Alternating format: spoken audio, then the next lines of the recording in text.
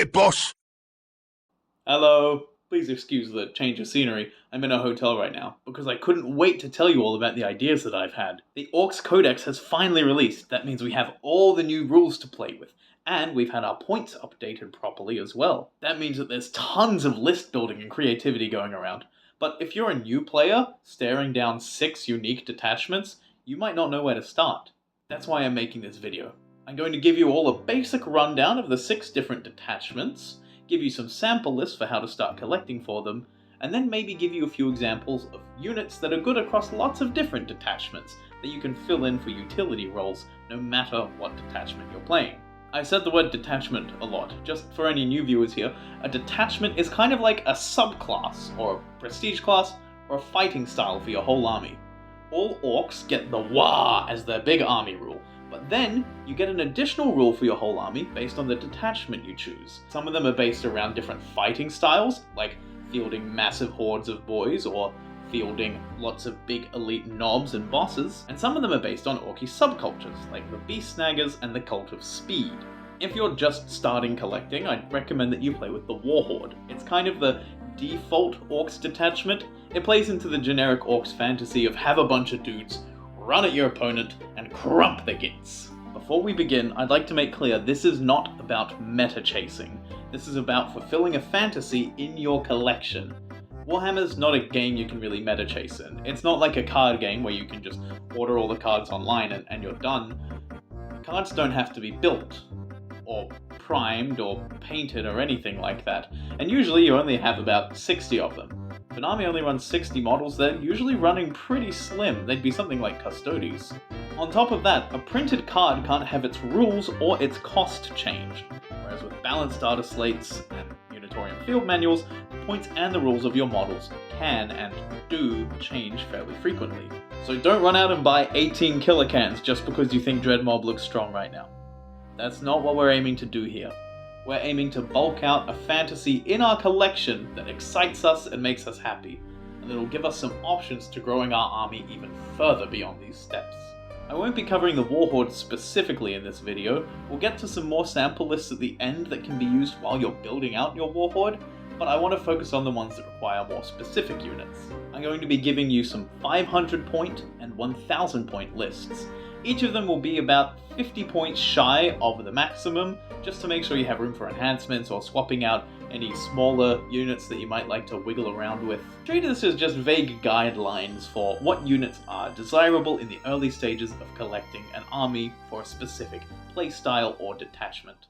Let's begin with the Big Hunt. The Big Hunt is the Beast Snagger detachment. Your detachment rule is a bit like the Space Marine's Oath of Moment. Each turn, you choose an enemy unit to be your prey. It's either a monster, a vehicle, or your enemy's warlord.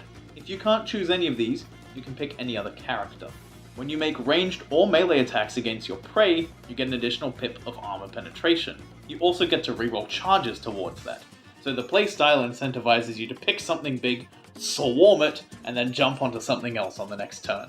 So the 500 point variant of the Big Hunt is pretty simple. Just buy the new combat patrol. You get 20 Beast Snagger boys, a Beast Boss, and 4 Squighog boys. That's a pretty varied force of heavy hitters and melee. That's 450 points all up. If you want to take it to the 1000, you'll probably want to double up on another set of Squighog boys and give them a Beast Boss on Squigosaur or Mozrog Scragbad to lead them into battle. Then we're going to take some Gretchen, because Gretchen are always good, and we're going to take a Killrig. It's a sweet centerpiece model, and apart from being a blast to paint and build, it's really strong in most phases of the game.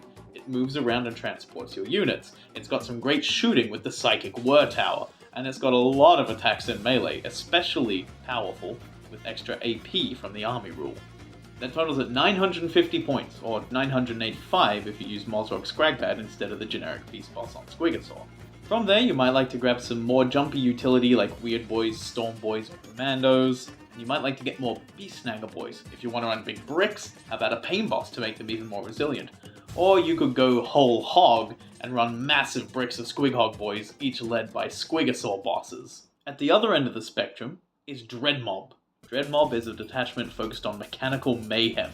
Any of your units that are Grotz vehicles, Orks walkers, or led by mechs are able to access crazy random abilities each turn, Every time you select a unit to shoot or fight, you roll a d6, and you can get 3 different results that are bonus powers for whatever weapons you're using in that phase. You can either get sustained hits, lethal hits, or extra armor penetration on a critical wound.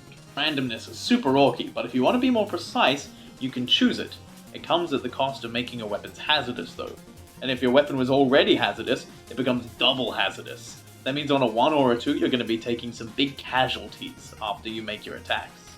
Lots of the stratagems as well have 2 modes, where you can take a small bonus, or you can push it, making your weapons hazardous, but powering them up even more.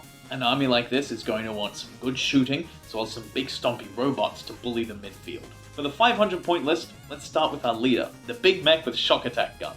This is a crazy ranged weapon that can do some insane damage or harass your opponent with weird battle shock that will throw off their game plan and scoring points.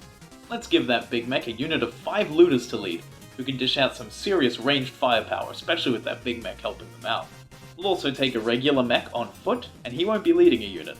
Instead, he's going to be babysitting a Death Dread, which you can build as either a melee monster or a hilarious gun platform. To keep the robot good times going, we're going to take 3 killer cans as well. These are some of the best shooting that the Orks have access to right now. They're decently durable, and they slap pretty hard in melee as well. They're quite a central unit for the Dread mob. For our last few points here, we're going to be taking a mob of 10 Gretchen. Gretchen become battle line in Dread mob, which means you can take way more of them than normal. For now, we're only going to take 1, to hold down the back point, while our robots are doing all the fighting, and our looters are doing all the shooting. They're also going to be farming us some CP so we can make use of pushing those crazy stratagems. That's 465 points. Let's push the Dread mob to 1000 points. First, we're going to spend another 100 points to bulk out our looter squad to a full 10-man. That's going to give us some real dakka off the back of our shock attack gun Big Mech. Let's also toss in a unit of Boyz, just to hold down some points, make things sticky, and rumble around with other enemy infantry. Let's toss in another 20 Gretchen as well. If we're focusing on big stompy robots, then we'll want lots of bodies to screen out deep strike from our opponents, or farm up points on objectives. They also make great bubble wrap. You can screen out enemy charges by wrapping around a big squad of Gretchen over the top of something they actually want to fight, like your killer cans or your looters. We've got about 300 points left, so let's just stick in a Morkanaut. A Morkanaut or a Gorkanaut is a gigantic robot that's going to have some massive weapons that are big payoffs for all of your stratagems and detachment rules. The mech can go hang out with it now. 30 Deathstorm Mega Shooter shots hitting on 4s? Nasty. Where might you like to go after this? You could spam more killer cans. You could put in some more Death Dreads. You could go with a full 120 Gretchen. Or if you're insane, you could run more Orkanauts. Let's talk a little bit about the Green Tide. Green Tide is focused on boys. Not Burner Boys or Beast Snagger Boys or Storm Boys, just boys. Your standard boys. The rule they get is a 5-up invulnerable save for the whole game, unconditionally. If they're in units of 10 or more models, they also get to reroll saving throws of 1. This makes huge hordes of lads incredibly durable, great for rumbling for midfield objectives and gumming up your opponent's key units in combat. Most of the enhancements and stratagems also benefit having great big mobs. It's probably not uncommon for a full-size Green Tide list to run the maximum of 120 boys. The 500 point Green Tide list is quite modular compared to our other 2 so far, so I'm just going to tell you the units that are in it, and then different ways you can mix and match them. We've got a War Boss to lead us, and a Pain Boy as well. Then we've got 30 boys in 3 squads of 10, and a truck. Simple. So what are the different things you can do with this? You can run a squad of 20 boys with a War Boss and a Pain Boy, and then you can put 10 boys in a truck. You can put 10 boys in a truck with the War Boss, 10 boys on foot with a Pain Boy, and 10 boys on foot on their own. You could put 20 boys on foot with a Pain Boy, and then put your remaining 10 boys in a truck with your War Boss. That takes us to 455 points.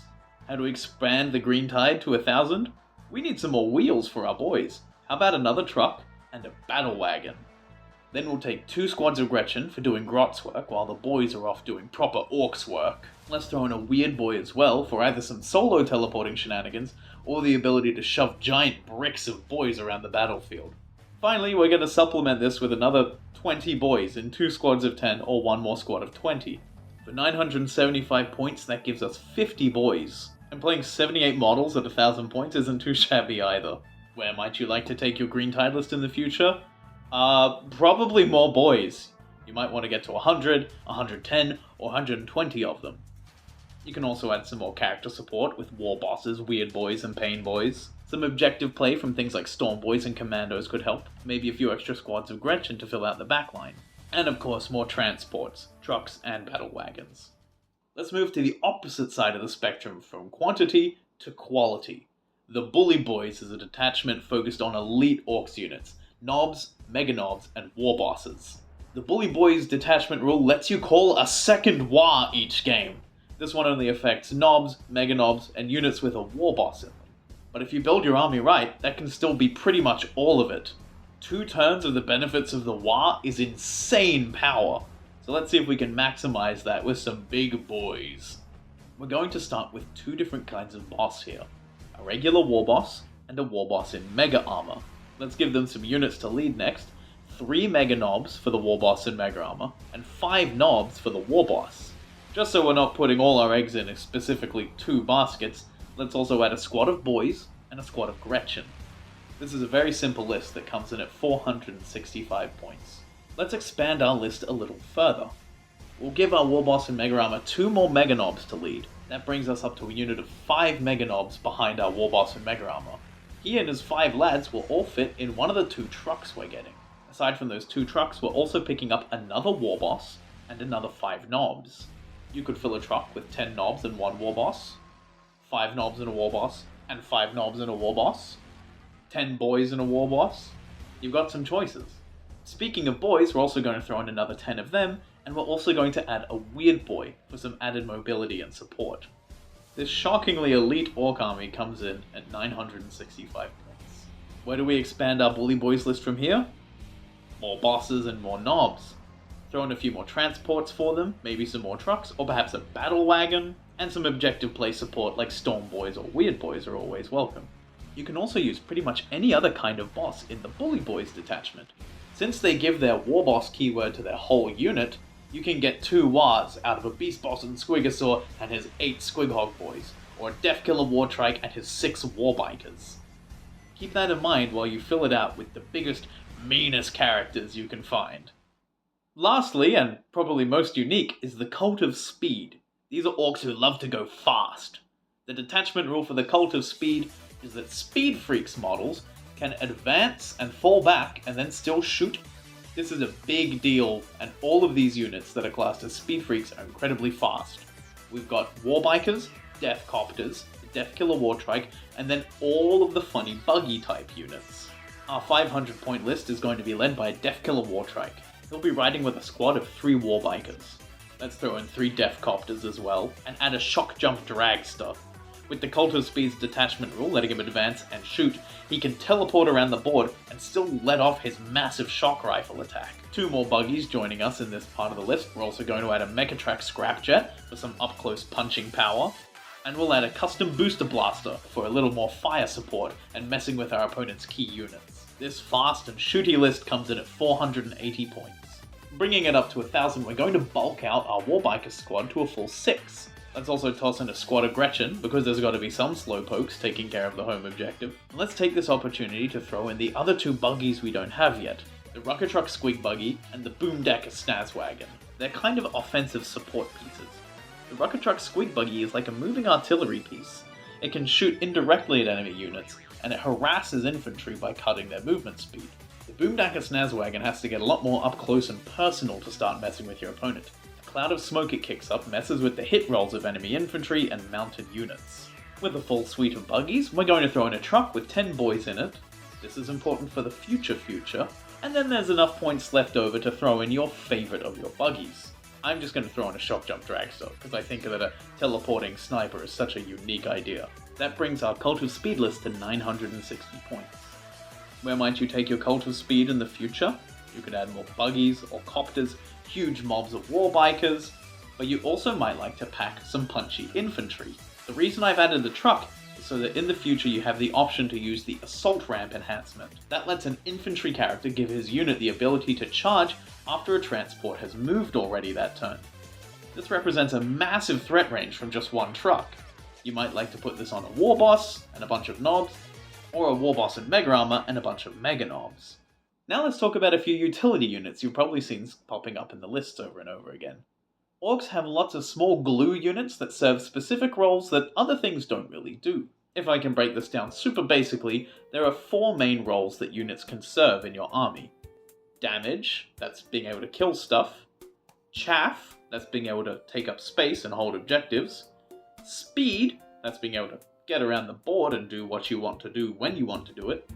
And utility, this is abilities like being able to move around the board or generate extra resources. Orks tend to have pretty good choices for all of these, and you'll see them pop up in a lot of Orks lists, including most of these ones. 2 very easy units to slip into any Orks list are Boyz and Gretchen.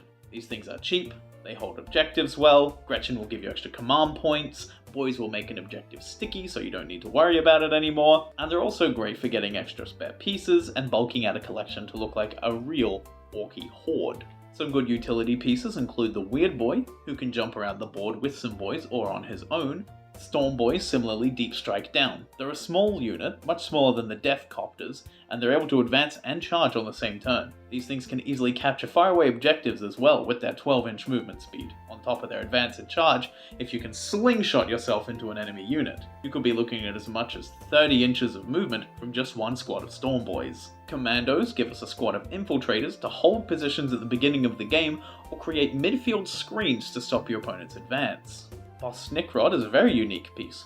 He's our only lone operative apart from the mech when he's hanging out underneath the shadow of a giant robot. He can also teleport himself across the board once per game, filling a similar role to the Weird Boy. Warbikers are units that are very fast and quite durable for their points cost.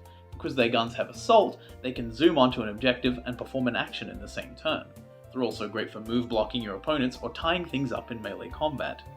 Finally, as a kind of side grade to the Warbikers, we have the Death Copters. They're a bit pricier, but they can shoot harder and they can come down from deep strike as well. They're kind of a weird middle ground between the Warbikers and the Storm Boys. You might have noticed that none of these units are particularly killy. That's because it's your detachment that informs who your main damage dealers will be.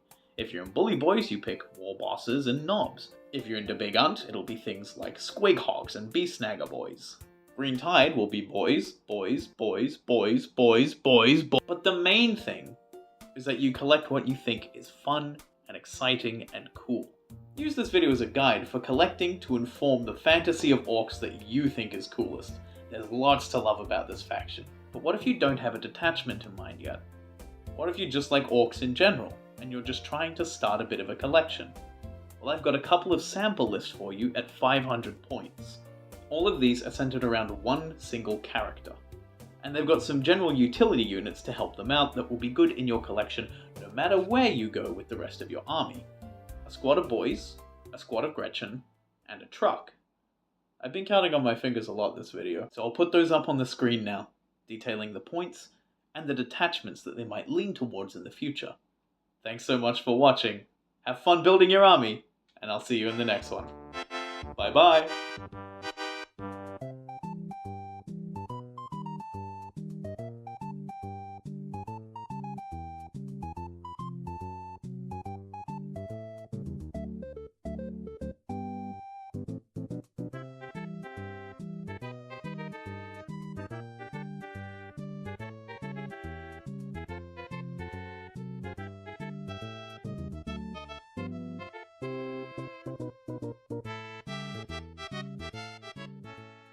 Sod off!